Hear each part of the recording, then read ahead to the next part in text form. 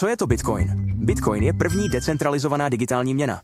Bitcoiny jsou digitální mince, které můžete posílat přes internet. Ve srovnání s jinými alternativami mají bitcoiny řadu výhod. Bitcoiny se převádějí přímo z osoby na osobu prostřednictvím sítě, aniž by procházely bankou nebo přes zprostředkovatele. To znamená, že poplatky jsou mnohem nižší. Můžete je používat v každé zemi. Váš účet nemůže být zmrazen a neexistují žádné omezující podmínky ani iracionální limity. Podívejme se, jak to funguje.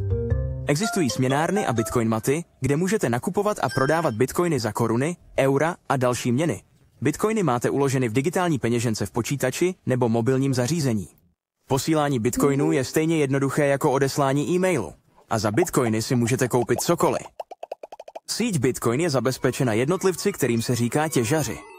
Za ověřování transakcí jsou těžaři odměňováni nově vygenerovanými bitcoiny.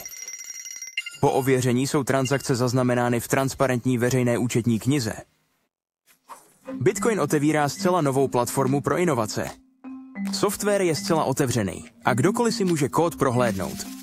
Bitcoin mění finance stejně jako web změnil publikování. Když má každý přístup na globální trh, vzkvétají skvělé nápady. Bitcoiny jsou pro podniky skvělým způsobem, jak minimalizovat transakční poplatky. Začít je přijímat nic nestojí a je to snadné.